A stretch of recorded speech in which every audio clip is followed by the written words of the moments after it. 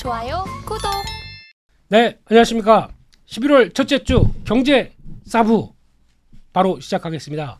저희가 9월달, 10월달 두 달 동안 그냥 폭풍처럼 하락해서 정신 하나도 없게 괴롭고 짜증나는 이런 시장이 왔다가 드디어 녹화일 기준으로는 반발이 나오고 있습니다. 아니 그렇게 빠지다가 요만큼 올라오는 거고 좋아야 됩니까? 네. 하지만 이제부터가 시작이길 바라면서 여기서 괴롭지만 그래도 저희가 찾을 건 찾아가 봐야 되겠죠. 그런 찾을 거 그리고 또 체크해 볼 거 이분이 가장 많이 체크해 주시는 분이죠. 오늘 윤여민 이사님 모시고 시장 얘기들 그리고 또 저희가 쌓인 게 많습니다. 좀 물분에 쌓인 방송이 될 수 있겠지만 이분이 다 해결해 주시려고 믿고 윤여민 이사님 모시도록 하겠습니다. 안녕하십니까? 네, 안녕하십니까. 네. 10월달 어떻게 지내셨어요? 9월, 10월 뭐 하세요 그렇습니다. 지금? 네. 기도하신 겁니까 방금? 네. 뭐 자기 반성 엄청 했습니다. 네, 반성 다 하고 있죠. 시장 빠지면 괜히 미안해요. 네. 주변 사람들한테도 미안하고 가족 보기도 미안하고. 그러니까 일단은 지수 자체가 10%씩 20%가 빠졌기 때문에 네. 개별 종목은 한 40에서 50%까지도 한 종목이 수두룩하지 않습니다. 작살난 거죠 지금. 이런 심정들입니다 저희가. 예. 네. 어떻게 솔루션을 오늘 팍팍 주고 가셔야 됩니다. 그래서 네. 오늘 네. 말씀하셨던 것처럼 네. 이 급등이 나오지 않나, 이 울분의 어떤 포효가 나오지 않나 생각하고 있습니다. 포효. 하지만 개인 투자분들 오늘 또 보니까 약간 매도세가 나오는 거 보면서 못 참겠어요 이제. 내일 가면 또 빠질까 봐. 네. 이런 장세가 돌아가고 있는데 자 그러면 좋습니다. 네. 9월 10월 달 왜 빠진 겁니까? 9월, 10월에 제가 볼 때 유독 우리나라 증시가 밀린 것 중에 네. 이제 불법 공매도가 좀 한몫을 하지 않았나. 뭐 던지고 싶습니다. 네. 저 경제사부 보시지 마세요. 공매도 치는 이상한 이 그루벤더 같은 놈들이 예. 와. 제가 어제 그저께 이렇게 보면서 네. 이제 10월 마지막 이제 보면서 네. 이 에코프로랑 예. 포스코 그룹을 거의 이게 외국인들이 돈 복사를 하고 있더라고요. 공매도 치고 상환하고 다시 이러면서 아주 집중적으로 네. 올랐던 걸 다 토해내면서 그렇죠. 결국 거기서 신용까지 다 털리게 만드는. 뒷골 땡깁니다. 그런데 정작 제가 볼 때는 외국인만 그랬을 것인가. 거기다 발 걸쳐서 네. 외국인도 하는데 나는 뭐 좀 어때? 그렇죠. 같이 그래야지. 그렇죠. 아주 짜증. 화면 잠깐 보실까요? 네. 코스피에서 네. 공매도 잔고 상위 50종목 나옵니다. 포퓨, 포스코 맞습니다. 퓨처엠. 뭐 비중이 3.6% 가까이 네. 되면서 가장 많은 금액이 나오고 있죠. 네. 이거 클릭해 볼까요? 대량 잔고 보유자. 골드만 요놈의 어디 무슨 골드에 골드는 골 두만이겠죠. 골. 네. 포스코홀딩스 잔고 대비해서 그렇게 뭐 시총이 워낙 크니까. 워낙 크니까. 네. 그래서 딱 클릭해 보면은 없음. 예. 없긴 뭐라 없습니까? 예, 다 숨어서 서로 이제 요만큼만 들고 있는 그렇죠. 거죠. 네. 그렇죠. 벌써 그냥 딱 그래 맘 놓고 2차전지 쪽에 들어오는 거 뭐냐? 코스닥으로 가보겠습니다. 짜증나는 거는 코스닥으로 본다고 하더라도 잔고 금액 기준으로 보겠습니다. 보면은 지금 기준으로 떡하니 그렇죠. 에코프로, 에코프로. BM, 에코프로, LNF, LNF. 예, 그냥 대주전자재료까지 또 들어와 있네요. 네. 보시면은 야 어떻게 한 해당 종목의 6%를 공매도를 그리고 뭐 하게 LG에너솔루션도 뭐 거래 대금의 거의 30%가 공매도라고. 38%까지 들어왔습니다. 야, 나 이거 또 볼까요? 자, 누가 갖고 있는지 적으세요. 골드만삭스, 멜치, 네. 예, UBSAG입니다. 그렇죠. 다 외국인 창고를. G, 네. G랑 멸치들이 네, 다 맞습니다. 이렇게 타고 있는 양말, 삭스 이런 애들이 여기 와서 이러고 있는 이 상황들을 근데 왜 이거를 국감에서 얘기는 나오곤 있는데 네. 특히 대통령실까지도 얘기가 나오고 있는데 본격적으로 시행은 확실히 안 되고 있는 상황이죠. 얘기만 나오고 있는 상황이죠. 그렇죠. 근데 보다 보니까 지들이 생각해서 이거 뭐 비싸다 어쩌고 저쩌고 해서 이제 들어오는 건 좋은데 네. 이렇게 다 연기해서 들어온다는 얘기는 다 뭔가 좀 그렇죠. 석연치 않죠. 거기다가 다 그게 그림 있겠죠. 네. 공매도 어떻게 들어온지 혹시 아세요? 그 무채로 들어오는 거잖아요. 그냥 한 번에 그냥 그렇게 얘기를 하시는. 예. 정상적으로는 자 대차장고 맺고 네. 거기서 그걸 가지고 종목 확인하고 빌려다가 그거 가지고 매도를 해야 됩니다. 그렇죠. 원래는 네. 그렇죠. 얘네들 그렇게 안 해요. 그렇게 안 네. 하죠. 다 관례적으로 이제 수탁사가 있을 거고, 그러니까 그렇죠. 중개 준 사람이 있을 거고, 이제 그 어디서 이제 액션 하는 사람도 있을 거고, 진짜 주문 내는 사람이 있을 거고, 그러면 이제 한 달에 한 번씩 모서 이런 것도 하고 이렇게 하면서 우리 남이 아이자 뭐 그렇죠. 우리 같은 사이 아이가 뭐 이러면서 그 다음에 주문 어떻게 들어오냐면은 나요 이러면서 그 저 거기에 그 에코프로 한번 고무단 때립시다. 그러면 그럼 저 다 되셨죠? 저 서류하고 다 되셨죠? 대차 그거 서류 보내세요. 우리 남이 아이 우리 사이 아이가 이러면서 전화 팩스로 먼저 주문 들어오면은 대차 잔고 없이 하고 이틀 안에 나중에 해결한답니다. 그렇죠. 그러니까 이틀이란 시간이 있으니까 네, 그 시간을 이용하는 거죠. 이게 정상적인 겁니까? 그리고 걸려도 네, 과태료가 뭐 많아야 1, 20억, 적으면 뭐 몇천만 원에서 끝나니까. 아, 우리가 주문 실수했어요. 죄송해요. 그리고 이제 싹 막. 10,000원에 한 대씩 맞으면 어떨까요? 주주들한테 예, 당한 만큼 10,000원에 한 대씩만. 이게 너무한 거 아닙니까? 그래놓고 더 문제는 뭐냐면은 수탁사, 주문 받는 증권사 이쪽도 더 문제예요. 그렇죠. 아니 보면은 다 그렇게 금액에서 한다고 하게 되면 어차피 나는 그래봐야 뭐 처벌받는 거 요만큼일 거고 다 얘네가 주문 냈는데 나는 어쩔 수 없이 관행적으로 이렇게 나올 그렇죠. 거니까. 네. 이거 문제 아니에요, 이거? 제가 그래서 말씀드리지 않습니까? 다 큰 그림을 그려놓고 다 이 유기적으로 움직이는 거라고. 어디 여기 소주 좀 타주세요. 이거 제대로 방송을 못 하겠습니다. 오늘 같은 경우는. 그러니까 뭐 국채 금리 상승이나 뭐 네. 물가 상승, 뭐 전쟁 이런 게 어떻게 보면 트리거가 되면서 네, 오케이 좋아 좋은 재료가 떴어 네, 이러면서 그냥 무차입 공매도가 막 들어오는 거죠. 그러니까 말씀드렸던 것처럼 어떻게 보면 전쟁 난 나라보다 우리나라 증시가 더 떨어집니까? 말이 됩니까? 어디 다 싸잡아서 전쟁터로 보내버릴 이런 인간들.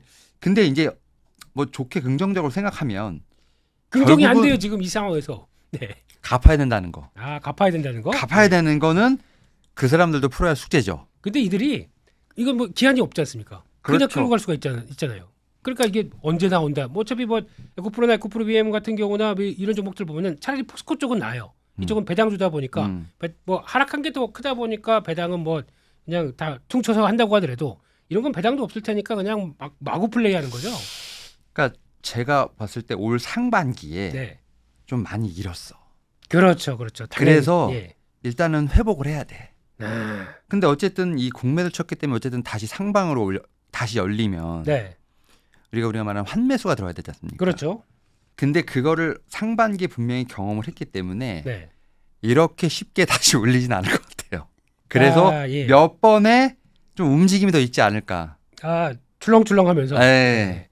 그건 그렇다고 치고. 네. 이게 그래서 결론은 시장 얘기하다가 시장을 공매도로 시작하다 보니까 갑자기 제가 울컥했습니다. 예. 근데 폭주했죠. 지금 모든 개인 투자분들은 그런 마음이지 않을까 싶어요. 네. 저도 그렇고. 네. 그래서 오늘 말씀하셨던 것처럼 그런 종목들 자체가 더 세게 올라오는 것 자체가 네. 약간 그러한 반증이 아닐까 생각합니다. 공매도도 중요한데 네. 그러니까 9월 10월 왜 빠졌냐고요. 그래서 전반적인 상황들은 뭐 여러 가지 뭐 금리가 어쩌고 네, 네. 매크로 얘기들 네. 이런 것 때문에 밀렸다. 그러면 저희가 지금 그래도 2,300은 지지하려고 합니다. 그러면 우리 윤 이사님 보시기에는 2,300은 뭐 다음에 뭐 어떤 변화가 나올지 모르겠지만 지지를 한다고 보십니까? 와, 저 근데 네. 전 직장에서 네. 그 센터장님이 한번 그 신문에 인터뷰를 하셨는데 이전까지도 여러 대 와, 나 그 기사 보고도 아니, 그 보셨어요? 네 누군지는 아는데요. 네. 그렇게 살지 맙시다 제발. 예? 아니 그 전주에 분명히 제가 뭐 하는 다른 활동에서 얘기하신 게 있는데 시장이 하락할 때는 어느 정도 이거 투매에 동참하지 마시고 이런 상황에서 저점 매수에 충분히 활용하실 때입니다. 네. 라고 한 사람이 일주일 만에 그렇게 인터뷰를 한다고요? 제가 볼 땐 그래서 네. 혹시 예적금을 파시나? 다른 상품을 팔려면은 어쩔 수 없다. 그렇게 생각 들 정도로 얘기가 나왔는데 네. 저는 이렇게 생각. 아니 2,200까지는 그래 어떻게든 이해를 하겠는데 네. 어떻게 2,000선을 얘기를 하느냐? 아니 그럴 거면은 그 전부터 시장이 상하니까 좀 준비를 하라고 하든가 일주일 만에 태도를 바꿔가지고 그런 식으로 얘기한 다음에 거기가 바닥이었어요. 그 주가. 그래서 제가 이게 또 인간 지표의 신호가 아닌가. 근데 참 오래 하시더라고요. 그분은. 뭐. 네, 뭐 거기까지만 죄송합니다. 하겠습니다. 그래서 네. 저는 코스피가 뭐 최저 2,200에서 2,500선 사이 약간의 좀 네. 저는 너무 많이 좀 이격도가 좀 벌어졌기 때문에 네. 이 틈을 메꾸기 위해서 어느 정도 조금 횡보를 하면서 좀 이격을 메꿔야 되지 않을까 생각을 하고 있고 네. 코스닥 같은 경우도 한 730에서 830선 일단은 좀 박스권을 좀 보고 있는데 예. 이 부분의 이격선이 좀 어느 정도 좀 메꿔지게 된다고 하면 네. 저는 내년에 좀 큰 장이 들어서지 않을까 생각합니다. 아하. 근데 이제 예. 상반기인지 하반기인지는 모르겠어요. 근데 내년에 한번 큰 장이 올 것 같긴 합니다. 큰 장이라고 하게 되면 3,000포인트 가는 겁니까? 그렇죠. 코스피 3,000. 코스피 3,000. 네, 코스피 코스닥은 1,000. 근데 여기에 이제 내년에 변수들이 좀 많은 게 네. 내년에 나오실 거죠? 윤 이사님. 나와야죠. 네. 물론이죠. 네. 이렇게 빡 하시고 나서 나중에 후회하신 박창윤 이사도 있고, 박창윤 대표도 있고. 아니 그건 아니고 네. 저는 되게 지수를 긍정적으로 보는데 네. 분명히 상승이 있으면 하락이 있을 것 같긴 한데 분명히 큰 상승 한번 있지 않을까 생각을 하는데 제가 생각하는 변수는 네. 선거인 것 같아요. 선거. 아하. 다음 주 미국도 있고. 미국도 있고 우리나라도 있고요. 있으니까 네. 그래서 제가 볼 때는 올해를 어떻게 마감하냐가 상당히 중요할 것 같습니다. 그러니까 올해를 잘 마감해야 내년에 큰 장이 온다. 네. 그렇게 생각합니다. 그래서 그러면 아예 빠질 만큼 빠져드는 게 내년에 큰 장을 위해서 좋은 제 건가요? 생각에는 네. 이번에 조금 지지를 하면서 네. 어느 정도 바닥을 좀 메꿔놔야 네. 좀 크게 반등이 오지 않을까 생각합니다. 그럼 선거가 주식시장에 미치는 영향 어떻게 생각하십니까? 전후 총선 같은 경우 4월이죠. 네, 4월이고 예. 이제 미국은 후반이죠. 11월이고요. 네, 맞습니다. 그럼 그런 얘기도 있어요. 선거 전에는 뭐 안 좋은 거 잘 틀어막았다가 네, 선거 끝나고 나면은 탁 터진다. 뭐 이런 얘기도 뭐 있어요. 그런 효과도 있을 수 있고요. 네. 아니면 그 전에 네. 계속 올리면서 음. 좀 약간 이 자기가 어떤 지지를 올리려고 하는 것도 있고. 거기까지만 하겠습니다. 네. 저희는 정치에 대해서는 중립적인 입장입니다. 그래서 네. 제가 볼 때는 올 연말까지를 봐야 될 것 같아요. 연말까지를 보자. 네, 네. 한번 좀 봐야 될 것 같고. 연말 지수는 어느 정도쯤 생각하세요? 제가 말씀드렸던 2,200에서 2,500선, 그다음에 700. 너무 멀잖아요. 이거 대충 그래도 이 정도까지는 갈 것 같습니다. 그럼 2,500? 그러니까 사실은 예. 지금 이번에 네. 오늘부터 좀 돌리기 시작을 했는데 네. 요게 한 2, 3주를 좀 봐야 될 것 같아요. 2, 3주를 보자. 네, 네. 왜냐하면 이게 지수가 이제 상방으로 확실히 돌리면서 네. 우리가 이제 생각하는 네. 이제 이거 아시지 않습니까? 이 1, 2, 3, 4, 5, 6, 7 이거. 어트 형님이요. 네, 엘리어트 형님. 네, 네. 네. 엘리어트 파동 이런 네, 얘기죠. 그래서 그거를 보면서 이게 한 3분의 1까지는 돌림이 좀 나올까 이 생각을 좀 봐야 될 것 같아요. 자, 1, 2, 3, 4, 5, 6, 7 이거 원래 5파동이죠. 네. 1, 2, 3이 제일 길고 3이 제일 길고 4, 5, 2,700 가는데요. 연말 2,700? 네, 이거 강요하는 방송은 아니지만 네. 그렇게 바램으로도 얘기를 하신 걸로. 저는 이미 네. 그 윗숫자를 얘기했지 않습니까? 아하, 예, 뭐 내년까지 바라보는 내년 그런- 그렇죠. 예. 예. 그렇습니다. 그래서 일단 뭐 물론 바램도 좀 있으실 거지만 그러면은 그렇게 시장이 탄력적으로 가기 위한 조건은 뭐라고 생각하십니까? 물론 선거 얘기도 좀 하셨지만은 어떤 조건들이 들어가게 되면 우리 윤 이사님 얘기하셨던 3천. 결국은 예. 지금 수급과 관련된 부분이 저는 가장 주요한 이슈가 아닐까 생각합니다. 수급이요? 안타깝지만 올 상반기에는 개인이 올렸다면 네. 다음 랠리에는 외국이나 기관이 한번 랠리를 한번 올리지 않을까 생각합니다. 죄송한데 기관은 빼주세요. 네, 알겠습니다. 돈이 그냥 없습니다. 메이저라고 하겠습니다. 돈도 없고 시장도 좀 못 보고. 예. 네, 아무튼 거기까지. 그래서 네. 차라리 개인이 올렸으면 좋겠어요. 그렇죠. 더 개연성이 높습니다. 근데 왜냐하면 네. 이번에 보니까 개인 투자분들이 네. 확실히 많이 못 기다리시는 것 같아요. 그건 그래요. 그러니까 네. 상반기 때 상승장을 경험했기 때문에 흔히 말해서 사는 것마다 오른다는 어떤 그런 장을 한번 경험하신 분들 같은 경우는 네. 약간의 조정을 조금 힘들어하시는 것 같습니다. 반대로 말씀드리면 네. 투자가 그만큼 스마트해졌다는 것도 있습니다. 그것도 그렇죠. 한국 증시는 네. 잘못 매매했다가 한 사이 밀려버리는 걸 알다 보니까 네. 안 되겠다. 짧게 끊어가자. 이런 것도 좋은 방법일 수도 있죠. 그래서 오늘 매도가 나오는 게 말씀드렸던 것처럼 네. 못 기다리는 것도 있겠습니다만 아마 저점에서 매수하고 단기 트레이딩 하시는 매물도 있지 않을까라는 좀 충분히 생각도 있습니다. 예, 네. 그런 생각을 하기 때문에 네. 분명히 랠리가 한번 저는 나올 것으로 생각을 하는데 결국 그건 수급의 이슈라고 좀 먼저 생각을 하고 있고 네. 거기서 제가 볼 때는 외국인의 역할이 조금 있지 않을까 생각하고 거기서 말씀하셨던 것처럼 네. 개인의 수급까지 좀 붙게 되면 좀 지수가 탄력성이 있지 않을까. 네. 또 신용장고도 많이 좀 안타깝지만 줄었기 때문에 네. 결국 수급의 이슈가 좀 가장 중요할 것 같아요. 네. 이제 17조가 깨졌죠. 신용장고도. 네, 깨졌습니다. 네. 그러면 신용장고 수준이 16조대로 안으로 들어가기 시작하게 되면 그렇죠. 지난 올해 초에 나왔던 신용장고 수준과 거의 비슷하다. 네, 네. 그것도 하나의 수급 요건에 약간 클린화된 거 이렇게 맞습니다. 볼 수도 있겠죠. 그러니까 좀 약간의 좀 매수세가 들어오면 말씀드렸던 것처럼 증시가 그냥 바로 그렇죠. 갭으로 상승하는. 그러니까 이게 지금 내려올 때도 보게 되면 신용장고가 그러니까 신용이 털리고 나가다 보니까 네. 매물 합보만 나오는 거지 않습니까? 그렇죠. 매수는 그냥 이거 장난이 아닌데? 그러면서 그냥 팔짱 끼고 보고 있던 거고. 맞습니다. 그럼 이게 어떻게 보면 거래가 많이 된 게 아니라 약간 그런 식으로 좀 시장에서 매물 공백 상태로 이어졌으면 그렇죠. 조금만 호재도 그냥 툭툭 올라갈 수는 있는 거죠. 네. 그리고 제 생각에 뭐 전쟁이라든지 금리 관련된 거 같은 경우는 네, 아마 내년에도 계속 얘기가 나올 거예요. 그렇겠죠.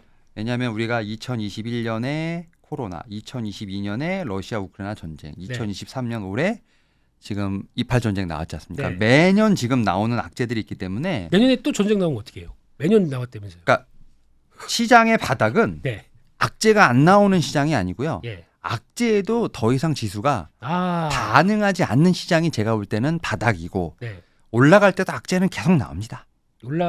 그렇죠. 나 항상 호재 악재는 공존하는데. 그렇죠. 예. 근데 요즘 같은 시장에는 호재 됐고 그렇죠. 악재만 그냥 들이 그렇죠. 그걸 이용하는 게 공매도 아니. 그렇습니다. 그래서 예. 악재가 나와도 더 이상 시장에 이제 반응이 없으면 이제 그게 바닥인 거고 네. 올라갈 때는 오히려 이제 호재에 더 반응을 하겠죠. 그런데 그렇습니다. 그럼에도 그때도 분명히 내년에도 금리 얘기는 계속 나올 거고요. 네. 전쟁 얘기는 계속 나올 거고. 이팔 전쟁이 오래 간다고 생각하시는 거죠? 윤시사님. 저는 뭐 국지전은 계속되지 않을까 생각합니다. 지금 이스라엘은 뭐 지금 제가 볼 때는 좀 뚜껑이 열렸기 때문에. 그런 너무 과격적한 표현. 네. 너무 사랑합니다. 네. 아니 원래는 본인들이 빼앗았지만 지금 본인들이 공격당했다라는 어떤 그러한 자존심이 스크래치가 난 거죠. 네. 예. 그렇지만 어쨌든 미국도 있고 이란도 있기 때문에 뭐 제한적인 전면전이라고는 하지만 네. 쉽게 끝날 것 같지는 않습니다. 그리고 네. 일단 우리나라는 뭐 다 떠나서 일단 우리나라는 이미 9월 10월에 이미 전쟁을 했기 때문에 네. 무슨 전쟁이요? 우리나라 전쟁했잖아요. 증시 지금 20% 떨어지면 전쟁한 거 아닙니까? 아, 전쟁이 무슨 전쟁입니까? 그냥 학살당한 거죠, 저희가. 무슨 그것도 제대로 된 진짜 솔직히 붙어보자고 그래요. 정상적인 방법으로 붙어보게 되면 거의 양민 학살인가요? 이렇게 나오는 건 짜증나는 거죠. 그래서 네. 이제는 웬만한 전쟁 나와도 네. 좀 그냥 예. 무슨 얘기인지 알겠습니다. 결론적으로는 일단 시장은 그래도 좀 과했다. 엄청 과했죠. 네. 그렇기 때문에 돌릴 것이다. 근데 그 모멘텀들 찾아가자. 그렇습니다. 네. 이런 쪽으로 일단 시장은 정리를 해보겠습니다. 다음으로는 또 저희가 점검을 안 하고 넘어갈 수 없는 섹터가 있습니다. 네. 아까 잠깐도 보셨지만은 참 해도 너무 많이 빠진 네. 2차전지 쪽에서 네. 에코프로비엠과 포스코홀딩스와 또 LG에너지 솔루션과 삼성 SDI와 SK 이노베이션까지 네네네. 이런 쭉 연관되는 모습들. 네네. 보고 있으면 마음이 아려옵니다. 찹찹하죠. 예, 찹찹 정도가 아니에요. 이거는. 예. 근데 그냥- 저는 네, 그 메이저 세력들이라고 할게요. 네. 뭐 외국 기관 안 하고. 그러지 마시고요. 네. 걔네들이라고 하십시오. 네, 걔네들이 예. 지금 물량 받고 있는 거 아시죠 밑에서? 받고 있죠. 이 정도면. 네, 원래 순 매수는 네, 또 한 일주일 정도는 또 에코프로가 순 매수 1위입니다. 외국인. 네. 예. 그러니까 높게 사자니 손이 안 나가고 네. 매도 리포트를 그렇게 냈는데 또 사자니 염치는 없고 그리고 밸류에이션 갭이 그렇게 많다고 얘기해놓고 막상 내려오니까 자 담고 있습니다. 사고 싶은 거죠. 거기다가 공매도 청산도 나오고 있고. 그렇죠. 네. 그러니까 밑으로 먹고 다시 위로 먹으려고 하는 거죠. 예. 지금 네. 난 좀 LG 에너지 솔루션이 참 컨콜을 좀 잘했으면 좋겠는데 이번에 컨콜하면서 왜 내년에 좀 안 좋다라는 얘기를 했는지 정확히 잘 모르겠는데 근데 제가 보기에는 그럴 수밖에 없어요. 지금 나오는 현상만 보게 되면은 지금 당장 뭐 리튬 가격이나 메탈 가격들이 하향하고 있는데 그렇죠. 아니 근데 제 말은 이제 네. 포인트를 포인트를 수주 500조 넘는다에 좀 포커스를 맞췄으면 어땠을까. 예. 지금 셀 3사가 지금 이제 수주 잔고가 1000조가 넘는다고 하잖아요. 그렇습니다. 그리고 뭐 이거 갖고 얘기하면 아는데 네. 이거 제가 알기로 바인딩 계약이거든요. 그렇죠. 예. 이거 만약에 취소하면 네. 몇 배 더 물어내야 되는 거 맞습니다. 아닙니까? 네, 맞아요. 근데 이 수주가 줄어든다고 말하는 건 도대체 어떤 근거로 얘기하는 거예요? 수주가 줄어든 게 아니라 지금 나온 것 쪽에서 그러니까 연기될 수 있다는 거죠. 연기된 것도 있고 예. 줄을 수 있다는 얘기도 나오고 막 다양하게 나오거든요. 근데 솔직히 줄일 수는 없어요. 그거는. 네, 그러니까 네. 이런 수주 잔고를 갖고 있는 상황에서 그러니까 100% 성장하다가 뭐 작년에 100%, 뭐 네. 올해 50% 성장했다고 하면 뭐 성장률은 줄어들었지만 어쨌든 성장은 하는 거지 않습니까? 성장은 하는데 시장에서 보는 거는 만약에 오늘 100% 성장했잖아요. 네. LG에너지 솔루션 워딩 그대로 얘기를 할게요. 올해 보여준 성장률 그대만큼만 내년에 성장할 것이다. 네. 이걸 시장이 어떻게 받아들이냐면 올해 성장한 거 멈춘다로 받아들여요. 이 말이 됩니까? 그래서 이제 그런 워딩을 조금 좀 예쁘게 했으면 아니 근데 그러니까 그 사람들은 솔직히 저희 같은 이제 문과가 아니라 이분들은 다 이과지 않습니까? 이과 분들은 얘기하는 거 느끼는 거 그대로 얘기를 할 텐데 시장이 그걸 가지고 꼬아 받아들이는 게 더 문제 아니에요? 그러니까 성장주의 입장 쪽에서 올해 100% 성장했으면 내년에 110% 성장을 해야 이득인데 100% 성장하고 내년도 100% 성장한다. 근데 이걸 가지고 왜 성장을 멈췄다고 보죠? 그것도 있고 네. 그냥 LG 그룹 자체가 좀 주가 관리 좀 못하는 것 같아요. 예. 대기업 얘기 나오게 되면 저희가 못한 거래요. 자, SK는 주 SK 때문에 안 사고, 네. 그리고 또 뭐 몇 계열사들 있지 않습니까? 그리고 그 네. 나오는 뭐 금호그룹 이런 것도 금호는 원래 아시아나 뭐 이 네. 금호건설 안 사. 네. 또 뭐 대림그룹, 대림은 워낙 주주를 거의 같이 생각하기 때문에 안 사 뭐 이런 거. 네. 주변에 LG전자 가지고 뭐 맨날 물어보시는데 제가 뭐 어떻게 대답을 맨날 못 드려갖고 네, 그분은 LG전자 제품 쓰세요? 쓰는 것 같아요. 그러면 인정. 예. 가전을 많이 쓰시는 것 같아서. 결론적으로는 그럼 지금 2차전지 관련된 쪽을 봤었을 때 지금 나오는 거 솔직히 이 상황에서 네. 호재 있습니까?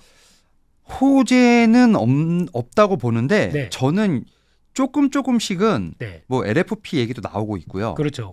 그러면서 약간의 좀 이제 이 우리가 말하는 전기 자동차를 생산하고자 하는 우리가 흔히 말하는 네. 이 업체들의 시각이 약간 좀 달라요. 네. 현대차는 유지한다고 하고 그렇죠. 미국에서도 뭐 GM이랑 포드는 시각이 달라요.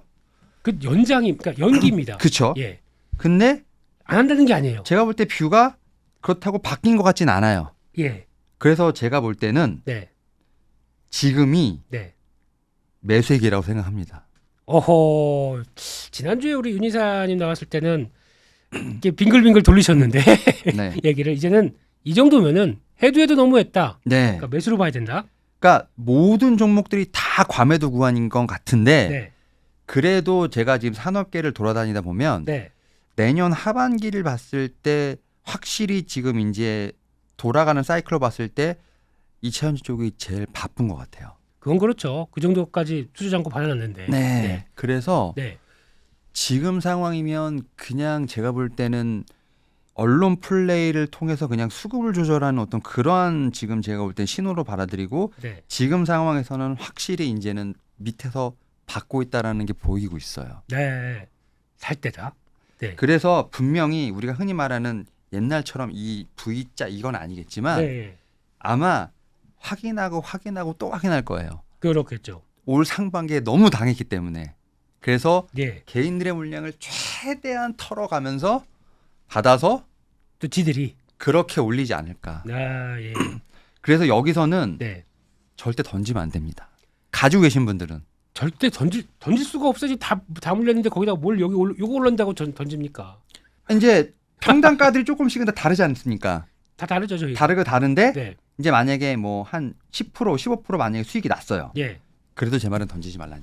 저점에서 산 거. 네. 저점에서 샀는데 한 15% 먹겠다고 지금 샀느냐? 네. 그럴 거면 사지 마라 이런 그럴 얘기십니까? 거면 이제 차라리 뭐 반도체 이런 거 하시지. 이차전지는 그렇게 하시지 말고 네. 조금 더 길게 끌고 가셔라. 알겠습니다. 저는 그 그럼 생각합니다. 그 얘기는 어떻게 생각하십니까? 전기차 시장과 함께 2차 전지 지금 최대 악재라고 하는 거. 네. 그거를 전기차 수요가 테슬라도 그렇고 네. 모든 요즘 자동차들 회사들 보게 되면 2차 전지 안 팔린대요. 네. 재고가 넘쳐난대요. 네. 그래서 앞으로 2차 전지 전방 산업을 보게 되면 네. 전기차가 안 팔리니까 네. 이게 이제 거의 안 팔리는 것에 따라서 이제 재고가 늘어나고 그에 따라서 이쪽의 Q도 확 줄어들 거고. 근데 전기차 시장 침투율이 네. 그런 거 걱정할 만큼 지금 많아졌나요? 이야, 역시 날카로운 대답을 하셨네요.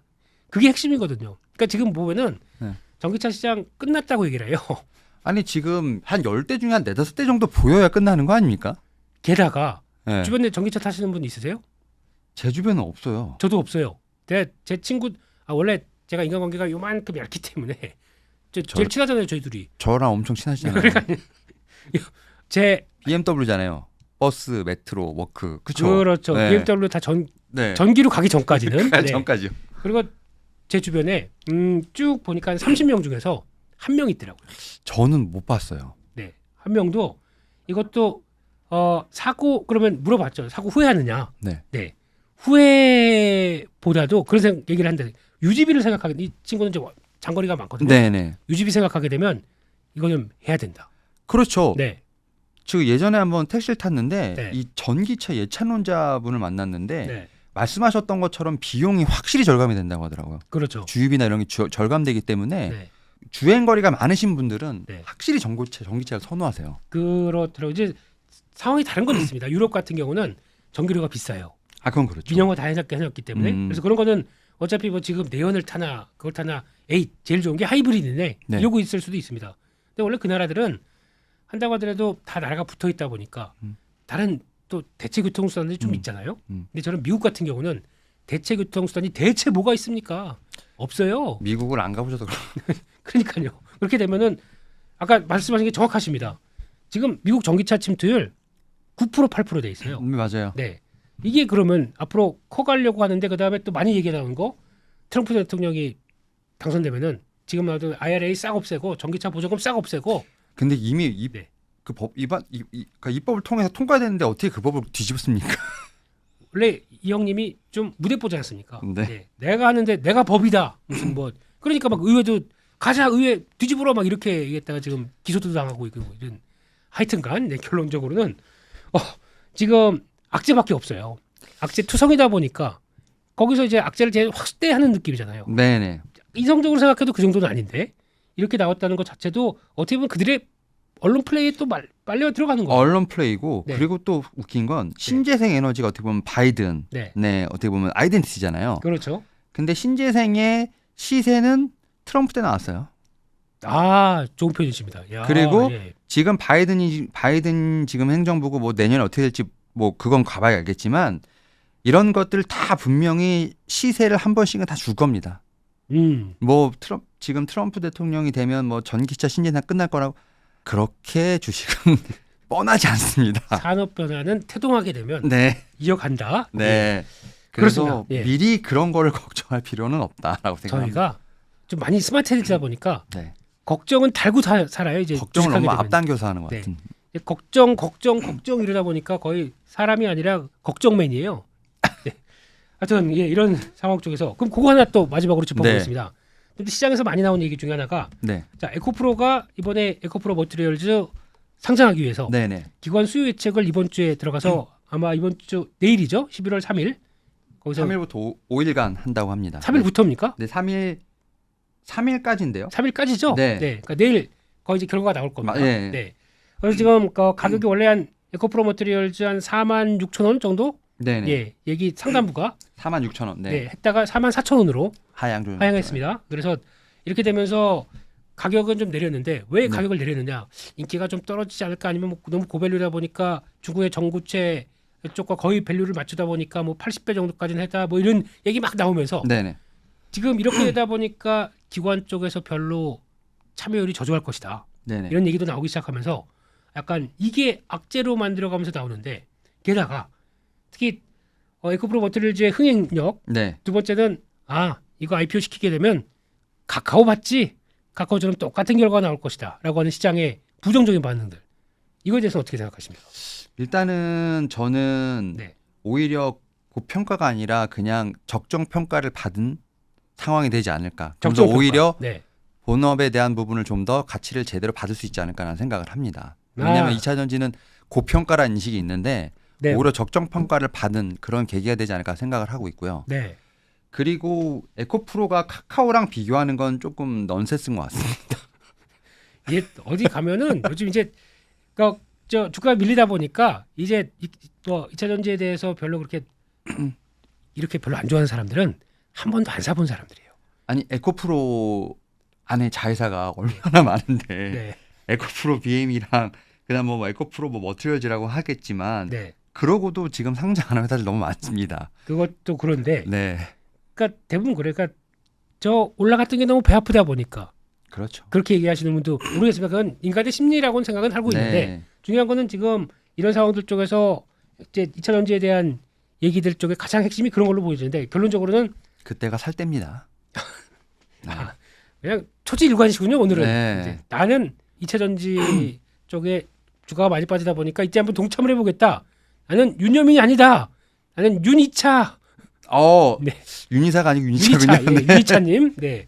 그러다 보니까 지금 많이 하락한 주가 쪽에서 속도 상하고 네. 지금 여기서 고민이 많으실 많은 분들을 위해서 그러면 2차 전지와 함께 앞으로 대응해야 될 전략 짧게 딱 정리해 주시죠. 사실 2차 전지 숏을 보시는 분들은 코스닥 숏을 보시는 거랑 마찬가지라고 생각합니다. 그렇죠. 네, 그러니까 지수의 반등을 위해서 어쨌든 2차 전지 상위 종목들의 어떤 반등이 필요하다 생각을 하고 있고 가장 제가 볼 때는 이 큰 변화는 뭐냐면 네. 가치는 별로 달라진 건 없습니다. 네. 뭐 그리고 뭐 실적이나 이런 부분들 어쨌든 상반기부터 계속 뭐 리튬 가격 떨어지고 안 좋다는 얘기는 다 분명히 있었고요. 변한 그렇죠. 건 없습니다. 네. 다만 그 실적이 말 그대로 3분기를 기점으로 해서 정말로 하향세로 접어드느냐 네. 뭐 통신 장비처럼 뭐 3년 4년 빠지냐 이건 아닐 거라 생각을 하기 때문에 그렇죠. 오히려 이번의 기회가 저는 실적에 대한 예측이 어느 정도 맞았다고 생각하면 그만큼 주가 레벨이 실적과 지금 맞아지는 순간이 왔다라고 생각을 합니다. 네. 그런 측면에서 봤을 때 네. 코스닥 롱을 외치는 사람으로서 이제 또 같이 한번 반등에 대한 부분을 모색해봐야 되지 않을까 생각하고 있습니다. 아주 윤희선님이 오늘 다시 보이네요. 네. 아주 그때 또 9월 달에도 다시 보인다고 하셨는데 9월 달에는 쭉 다시 볼게요. 그럼 앞으로 예, 계속 다시 보면서 네. 예, 그렇게 만들어 가겠습니다. 그래서 여기까지 해서 2차 전지 관련된 얘기들 한번 정리를 해봤고요. 다음으로는 또 저희가 또 2차 전지 했으면 당연히 나와야 될 게 또 뭔지 아시죠? 네. 예, 이번에 가장 많이 하락한 섹터 쪽에 하나가 이제 성장주 개념 쪽이죠. 네. 그 중에서 한때 또 상반기에 많이 움직였던 게 하반기에는 당연히 조정받습니다. 이건 네. 대한민국 증시의 특이예요. 상반기에 많이 올랐던 거 AI, AI. 로봇 네. 이런 쪽들이죠. 네네. 이게 지금 거의 뭐 고점 대비해서 우르르 무너지다 보니까 지금 이쪽에서 중간 정도쯤에 들어가셨다고 고생하시는 분들 많습니다. 네. 아까 코스닥을 또 잘 보신다고 하셨죠? 네, 그렇게 되면 코스닥에 대한 상승 기원. 네. 자, AI 쪽 관련돼서는 어떻게 보고 계십니까? 지금 말씀하셨던 것처럼 네. 지수가 이제 우리가 흔히 말해서 조정이 나오기 전까지 흔히 얘기해서 지수를 이끌었던 뭐 메인 섹터들이 있지 않습니까? 네, 말씀하셨던 로봇과 AI가 뭐 그중에 한 축을 담당했다 생각을 하는데 네, 지금 거의 관련된 종목들을 보게 된다고 하면 이번에 새로 지금 상장했던 두산 로보틱스 같은 경우도 거의 상장하고 거의 50% 이상 조정 나오지 않았습니까? 그렇죠. 뭐 로봇뿐만 아니라 AI 같은 경우는 한 세 가지 정도로 제가 볼 때는 좀 이제 분야가 나뉘는데 네, 이제 챗GPT 같은 좀 그런 소프트웨어 쪽, 생성용이요? 예, 예. 거기도 있고 의료 쪽으로 가게 되면 뭐 의료 AI라고 AI 의료 분이시죠? 그런 예. 것도 좀 있고 네, 또 최근에 보면 이제 AI로 붙어서 나오는 것 중에 하나가 이제 챗GPT 쪽 여기에 더해서 이제 마음 AI라든지 뭐 이런 것들 있지 않습니까? 그렇죠. 네, 그런 쪽으로 좀 봤을 때 네, 이런 종목들이 대부분 다 지금 고점에서 40% 50% 조정을 받았기 때문에 그렇습니다. 예. 좀 과대 낙폭에 대한 제가 볼 때는 좀 그런 부분도 있고 네, 오히려 지수가 반등할 때 좀 기존에 강했던 섹터들이 다시 한번 반등이 나온다고 봤을 때 네, 저는 과대 낙폭으로서 성장주로서 로봇과 AI는 좀 분명히 볼 필요가 있지 않을까 생각을 합니다. 그렇습니다. 그래서 네. 지수가 원래 많이 빠지게 되면 그러니까 빠지게 되면은 그 중에서 지수는 한 20% 빠지는데 네, 이 종목은 40% 빠졌다. 네, 일단 돌려야죠. 돌려야죠. 네, 네, 그런 과정 쪽에서 나오는 게 지금 성장주의 개념들. 네. 성장주는 또 하반기 들어오면서 9월 달에 FOMC 나오고 금리 더 연장될 것 같다. 높은 게 계속 이어질 것 같다. 그러다 보니까 거기서부터 꺾였지 않습니까? 네, 거기다가 10년물 국채금리 쫙 올라가고 그러니까 성장주가 안 되겠죠. 안 되겠죠. 네. 지금은 보니까 저희 녹화일 기준으로 10년물이 5% 찍던 건 이제 4.7. 4점대가 이제 후반으로 조금씩 이제 다시 내려오고 있죠. 네. 이렇게 되기 시작하게 되면 그러면 다시 이제 완화되면서 성장주는 지금 사와도 될까요? 그러면?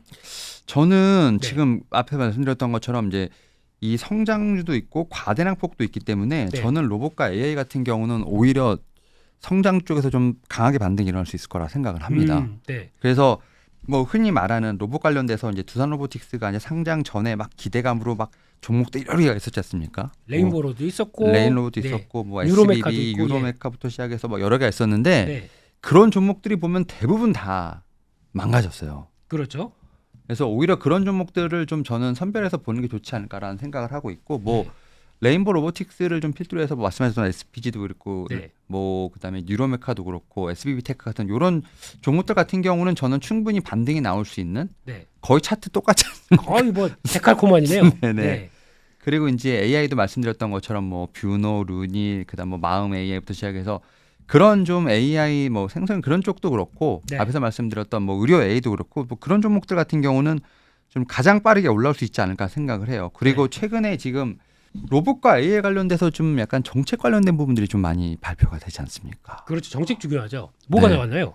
그러니까 뭐 이제 산업통상자원부에서 계속 얘기하고 있는 것 중에 하나가 뭐 이제 예비 타당성 조사도 하고 있다라고 예타 하고 면제? 있고, 예. 네, 그다음에 첨단 산업 로봇 산업 육성을 위해서 계속해서 좀 뭐 이제 인프라 뭐 전담만 가동한다는 얘기도 있고 네. 이러다 보니까 이제 좀 이제 우리가 흔히 말하는 움직이는 모빌리티에 이제 약간 로봇이 포함되면서 네.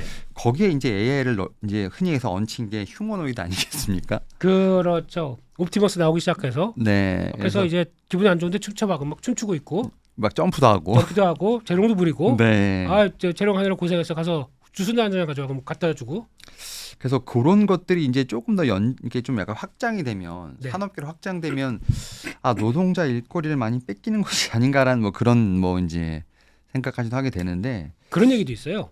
만약에 그렇게 되면 이제 우리 일거리를 많이 뺏기다 보니까 사람이 점점 소외되지 않습니까? 네, 그러면 소외된 사람을 위해서 네 어떤 산업이 발달하겠느냐 이것도 얘기 나오고 있습니다. 그런 것도 있고 이제 그런 로봇과 이런 거를 좀 컨트롤할 수 있는 분야 네. 혹은 아니면 아예 인간만이 할 수밖에 없는 분야 그렇죠. 로봇이 쪽으로. 못하는 네. 그런 쪽으로 어떻게 보면 포커스를 맞춰야 된다라는 뭐가 좀- 있을까요? 그런 산업들은 아 근데 저는 이제 뭐 약간 예술이나 아트, 뭐 운동 같은 운동, 스포츠 같은 거. 네. 그러니까 어떻게 보면 그러네요. 네. 예측이 불가능한 네. 근데 보니까 뭐 골프도 막 로봇이 골프도 하고 있고 막 다 나오는 거 보면서 로봇, 네. 이런 것들을 다 결국은 로봇이 침투해가지 않을까라는 생각을 하면서 그렇긴 한데 네 그러면 로봇끼리 하는 로봇 골프 대가 되지 사람은 거기 관여를 안 하겠죠. 그렇죠. 그러니까 네. 그래서 스포츠나 예술 같은 경우는 그래도 아직까지는 네. 좀 인간의 고유 영역이 아닐까라는 음. 생각을 하면서 그 관련된 산업들은 그러면 또 어차피 로봇이 침투 못하는 산업이다 보니까 그렇죠. 이건 또 나름대로 그 얘기도 나옵니다. 펫 산업. 펫. 네, 펫. 아. 사람들이 지치고 외로우니까 이제 그렇다고 이제 사람들하고 교류가 또 많아지는 것도 아니고 더. 그렇죠. 예. 네. 같이 모여와야 술 먹고 싸우기만 할 거고. 그러니까 차라리 동물들이 우리 관련된 게 나에게만 충성하는. 그렇죠.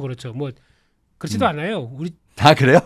물고 그래요. 막 너무 좋다고. 예, 그런 건 그렇지만 근데 중요한 거는 이런 또 만약에 산업 어떤 트렌드가 바뀐다고 하더라도 또 갈 수 있는 변화될 수 있는 건 계속 찾아야 되는 게 그렇죠. 저희 그 안에서 결국 산업이 계속 태동을 하니까. 그렇죠. 주식 투자자의 운명인 것 같긴 합니다. 네. 결론적으로는 자 그러면은 AI 관련된 쪽에 하나, 네. 로봇 쪽에 하나, 네. 우리 윤희사님이 딱 눈여겨보고 있는 나만의 타픽 이런 종목 없으십니까? 저는 로봇은요. 예, 로봇은? 앞에서 좀 말씀드렸던 뭐 여러 개 종목 중에서 네, 그래도 조금 실적이 찍히는 건 이제 SPG. 예, SPG가 좀 저는 좀 SPG나 저는 뭐 뉴로메카 정도를 좀 뉴로메카. 네. 봐야 되지 않을까 생각합니다. 특히 그럼- 이제 예, 두산 로보틱스는 얘기가 나오는 것 중에 하나가 조 단위 회사인데 무슨 치킨만 튀기냐 이런 얘기들이 너무 많이 나와가지고. 그렇죠. 아직은 네. 그리고 사실은 이제 로봇 관련돼서 솔직히 상당히 좀 이제 주가 많이 떨어질 때 네, 3분기 실적이 너무 안 좋아서 네, 야 로봇 섹터 더 빠지는 거 아닌가 했는데 네, 그래서 로봇 섹터는 확실히 이 국내 어떤 정책의 모멘텀을 돌리더라고요. 그래서 네. 약간의 이제 확실히 현재 상태보다는 좀 약간 성장성을 보면서 음. 로봇은 돌리는 거라는 생각을 하면서 네. 앞에서 말씀드렸던 그 두 가지 종목들을 종목? 좀 보면 예. 좋지 않을까 생각하고 있고 네. AI 같은 경우는 사실은 앞에서 말씀드렸던 뭐 이제 챗 GPT나 뭐 이런 이제 어떻게 보면 AI 플러스 의료도 있는데 네. 지금 뭐 과대낙폭으로 지금 나와 있는 뭐 루닛이라든지 앞에서 말씀드렸던 뭐 그런 종목도 있습니다. 좀 마음 AI나 앞서 말씀드린 루닛 이런 것들 있잖아요. 예, 예. 다 똑같아요. 지금 뭐 SBB나 다 똑같습니다. 그래서 비슷하죠. 예. 그런 종목들을 저는 일단은 좀 과대낙폭으로 봐야 되지 않을까 생각합니다. 아, 그러니까 그런 그러니까 AI 쪽은 좀 많이 빠진 거 네. 중심으로 이렇게 그러면 많이 빠진 것 중에 솔트룩스가 있습니다. 이런 거 해봐도 될까요? 이게 딱 이름만 가리고 보면 네. 다 똑같아요. 아, 그러니까 그건 다 모르겠고 그래도 많이 빠졌기 때문에 네, 그런 충분히 분들 중에서 아, 우리가 예. 흔히 말하는 좀 이제 너무 테마와 연결된 건 아니면 예, 예. 최소한 제가 볼 때는 다 전고점까지는 아니더라도 기술적 반등은 충분히 나올 수 있다고 생각합니다. 그렇군요. 네. 네, 그래서 이런 것들이 원래 그랬었어요. 야, 이제 연간 매출 300억에 네. 적자네. 예. 그러다 보니까 여기까지 내려온 어떤 성장에 대해서 이제 얘기를 안 하고 있죠. 금리가 바뀌었다 보니까 금리 가이드라인이 바뀌다 보니까 네. 그래서 그렇게 나왔던 건 있는데 많이 빠졌다는데 초점을 맞추고 싶다. 네. 네, 그렇게 일단 정리를 하겠습니다. 그러면 우리 윤이사님이 아끼고 아꼈던 네. 제가 처음에 윤이사님 뵐 때 뵈서 다른 방송에서 처음 방송할 때도 그랬고 네. 시작부터 끝까지 반도체 얘기밖에 안 하시더라고요. 어허, 이거 아, 참 네네. 특이하다. 네. 네. 근데 그때 반도체 업황이 꺾일 때였었어요. 네네. 그럴 때도 열심히 반도체 쪽에서 종목들 찾아주셨고, 네네. 네, 이번엔 반대입니다. 바닥 찍고 이제 돌아가려고 하는 기미가 막 보이고 있는 거죠. 지금? 네네네. 네, 이런 쪽에서 네. 반도체 쪽에서는 어떤 아이디어를 갖고 보아야 될 것 같습니까? 저는 이제 반도체는 네, 2차 전지랑 약간 좀 다른 스탠스입니다. 다른 스탠스. 예, 네, 분명히 이제 삼성전자 기준으로 봤을 때 삼성전자요. 예, 저는 삼성전자가 지금 오늘 7만 원대를 지금 터치를 하면서 약간 좀 눌리고 있는데 네, 저는 삼성전자를 7만 한 5천에서 8만 원대까지는 반등이 나올 수 있다라고 생각했었어요. 연말까지요? 저는 그렇게 봤었는데 네. 지금 거의 그걸 못 찍고 내려갔죠. 이번이 올해 고점이 지금 7만 3천 원이에요. 네. 아쉽게도. 예. 그러니까 지금으로부터 저는 10%대 이상의 저는 상승률은 있다고 생각을 합니다. 그러면 7만 7천 원? 네. 네. 하지만 그때가 예. 이제 슬슬 정리할 때다. 야, 삼성전자는 한번 그러니까 올라가면 예. 삼성전자를 기준으로 봤을 때 그만큼 이제 대형주가 10% 네. 그러면 이제 밑에 있는 중소형단이 한 20에서 30% 정도. 그렇죠. 예. 그렇게 제가 볼 때는 상승률이 있다고 보면 네. 지금의 상승에서 제가 볼 때는 비중을 조금씩 이제 줄여나가는 반도체는 타이밍. 아, 7만 5천 원대 삼성전자 기준으로 넘어가게 되면 네. 줄이자. 네. 아니 그럼 저희 물린 8만 전자, 9만 전자 이런 사람들 팔아야 돼요? 그럼 그때? 지금부터 물 타셔야죠. 아, 8만 전자면 물 타야죠. 지금 7만 원대 미치니까 네. 물 탔다가 네. 이거 10% 올라간 것까지 해서 하게 되면 거의 본연점 되나요? 그러면? 그리고 배당주잖아요. 아. 삼성주는 삼성전자는 2년 동안 너 배당 받은 거 있지 않느냐? 네, 그렇죠. 네. 네. 그, 이게 네. 바닥이 업황이 돌아 나오면 네. 반도체는 이제 슬슬 네. 이제 고점 신호가 옵니다. 아, 먼저 움직였기 때문에. 네. 오, 그렇군요. 그래서 점지도가 나왔기 때문에 이제 한 10% 정도쯤 와서는 지금 이제 디램 가격 상승하고 이제 네. 낸드도 이제 돌아섰지 않습니까? 10월 달부로. 예, 예. 그럼 전체적으로 업황이 돌아서는 모습. 뭐 HBM 얘기는 뭐 하도 많이 해서 네. 뭐 HBM은 내년에 다 북다웃이라면서요. 예, 다 끝났습니다. 네. 솔드아웃. 네, 솔드아웃이라고. 예, 예. SK하이닉스랑 삼성전자에서 지금 내후년 예. 네. 2025년, 2026년 보고 있지 않습니까? 거의 그때 뭐 2027년까지 무슨 금액이 막 무슨 뭐 네.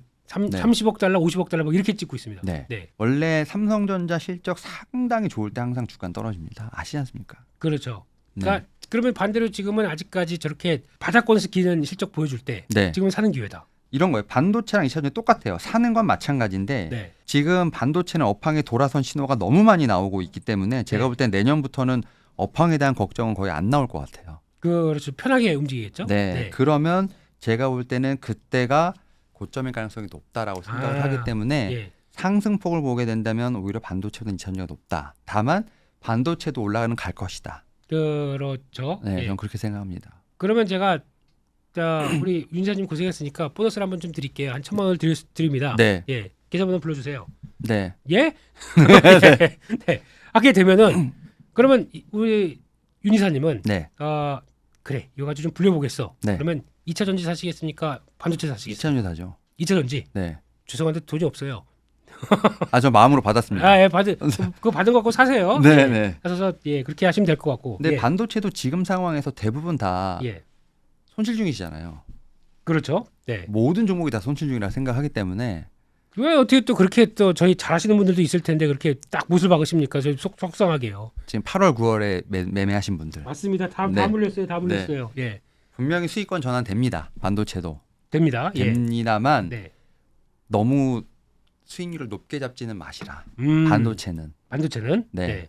그렇게 생각합니다. 반도체를 사랑하는 윤 이사님 입장에서 그렇게 얘기하시니까 또 쇼킹한데요. 그러니까 떨어질 때 계속 얘기하고 네. 이제 올라갈 때 되면 이제 팔으라고 얘기하는 게 그게 정상이라고 생각합니다. 이야. 근데 계속 올라가게 되면 없는데 뭘 팔아? 이렇게 되면 어떡하십니까? 사실은 이렇습니다.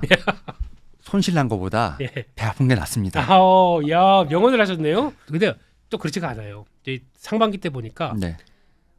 성장주로 돈을 좀 버시는 분들이 의외로 많이 버셨어요. 엄청 많이 버셨어요. 많이 벌었는데 그분들에 대해서 어떤 얘기가 나오냐면 저거는 주식을 제대로 모르고 초심자의 행운이다. 네. 아니면 사람들 관심 있는 쪽으로 훅 따라 들어갔다가 거기서 네가 번 거지. 네. 네가 어떻게 밸류를 아느냐. 네. 네가 어떻게 가치는 따져보고 있느냐. 네. 네가 PBR 10배, 11배짜리 다 20배도 나와요. 이런 종목 가지고 산 거를 네가 정상적인 투자라고 얘기할 수 있느냐. 네. 이러면서 되게 배 아파하세요. 주가가 떨어지는데 욕 먹는 거랑 올라가는데 욕 먹는 거랑 이 체감이 다릅니다. 아시지 않습니까? 너무 뼈 때리는 얘기를 하셔가지고. 그렇죠. 네. 네. 그냥 올라갈 때 못 산 거 욕 먹는 거는 네. 그냥 아쉬워할 수 있지만 네. 내려가면서 욕 먹는 거는 이게 진짜 이 직업을 내가 왜 선택했나 현타옵니다. 네. 야, 참 그래도 윤 이사님 다시 봤네요. 이렇게 솔직한 사람일 줄 네. 몰랐는데 예. 아무튼 중요한 얘기 해주셔서 감사합니다. 네. 그래서 덜 먹더라도 네. 손해는 보지 말자 이 얘기 아닙니까? 그렇습니다. 네, 알겠습니다. 아주 멋진 발언이고. 저희가- 그러면은 네. 마지막으로 네. 그래서 반도체보다는 2차 전지를 지금은 더 손을 하겠지만 네네. 만약에 반도체를 네. 산다고 하게 되면 뭘 사시겠습니까? 저는 반도체가 네, 일단은 이제 전통 소부장이 그러니까 반도체도 보게 되면 이제 HBM 거의 줄을 잃었고 네, 뭐 이제 우리가 막 팹리스부터 시작해서 여러 개 지금 뭐 이제 있었지만 네, 전통 소부장이 너무 안 올랐어요. 그렇죠. 상승 측면에서 봤을 때는. 전통 소부장. 예, 그래서 전통 소부장 중에서 제가 상당히 좋아했던 건 뭐 주성 엔지니어링, 뭐 유니셈 이런 종목들 상당히 좋아했는데 네, 너무 못 올랐다. 네, 특히 이제 전고점을 다 넘어가지 못했다라는 점. 네. 그래서 이런 종목들을 저는 반도체를 가지고 계신 분들은 꼭 전통 소부장을 가지고 계셨나 생각을 하고 있고 네, 저한테 HBM 상당히 많이 물어보시는데 네, SK하이닉스가 저는 추세가 꺾이지 않는 이상 네, SK하이닉스랑 한미반도체를 좀 기준으로 놓고 네. 그 밑에 있는 종목들을 많이 좀 봐야 되지 않을까 생각을 하거든요. 그래서 제가 아마 이 방송 나서 아마 프로텍 한번 얘기를 했었던 것 같아요. 그렇습니다. 예, 프로텍, 뭐 예. 네이처셀 이런 종목들 많이 말씀을 드렸는데 네, 이런 것들이 흔히 얘기해서 너무 과대 낙폭됐죠. 그렇죠. 레이저셀은 진짜 많이 빠졌어요. 네. 네. 그래서 이런 종목들이 오히려 이제 우리가 흔히 말하는 기술적 반등이 좀 더 세게 나올 수 있지 않을까라는 생각을 합니다. 많이 빠졌기 때문에. 네, 그렇습니다. 그래서 여전히 보는 거는 HBM 관련된 반도체 후공정을 본다. 네, 예, 맞습니다. 알겠습니다. 일단은 약간 주가 보니까 좀 욕 좀 먹으셨겠네요. 저 뭐 그래서 말씀드렸잖아요. 이게 떨어질 때 사라고 하면 욕 엄청 먹는데 무슨 얘기인지 충분히 알겠습니다. 네. 갑자기 우시려고 그래가지고 네. 다 비슷한 마음입니다. 예, 그래서 진짜 9월, 10월은 네. 어떻게 지나가는지 진짜 모르겠습니다. 그렇죠. 저희 뭐 보통 이때쯤 되면 뭐 단풍 여행도 좀 가볼까, 가을 여행 좋은데 어디 없어 이러는데 와 이번엔 그런 얘기 하나도 없네요. 그런 것도 있고 예. 제가 그때 아마 9월에 나와서 이 얘기를 했을 거예요. 네. 우리 돈을 많이 벌었기 때문에 네, 이 대주주양도세 네. 이거 주의해야 한다 그랬는데 네. 1월부터 8월까지 번 8개월의 이 수익을 9월, 10월에 한 번에 까먹었네. 본전이면 낫죠. 딱 까먹으면 낫죠. 본전 밑으로 내려가신 분들이 얼마나 많은데요 지금. 그래서 지금 대주주양도세가 쏙 들어갔어. 다 팔았겠죠? 대충? 제 생각에는 팔고 상반기 수익 내고 다시 사갔다가 물린 분들이 주식시장을 예. 수익 났다고 떠나시는 분들을 못 봤습니다. 그렇죠. 이게 네. 하게 되면 더 볼 것 같은데. 떠나기 그렇죠. 어딜 떠납니까? 네. 그래서 아무튼, 문제입니다. 그래서. 그렇습니다. 네. 예. 그래서 뭐 거의 한탄도 하고 막 울컥도 하고 네. 그런 한 시간의 방송 지금까지 윤 이사님과 같이 해봤는데요. 이제 윤 이사님은 지금은 오늘 들린 건 그거밖에 없습니다.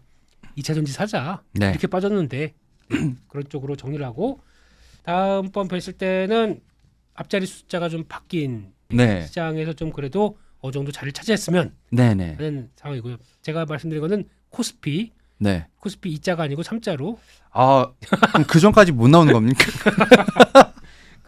예 말의 책임을 지셔야 그건 아니고요. 네, 아무튼 내년까지 꾸준히 나오도록 하겠습니다. 예 간간히 저희가 모시겠습니다. 네. 알겠습니다. 오늘 경제사부 그래도 시장이 어려웠는데 그래서 약간 돌아서기 시작하면서 이때 뭐 어떤 아이디어를 찾아가 볼까 여러 가지 얘기들로 한번 꾸려봤습니다.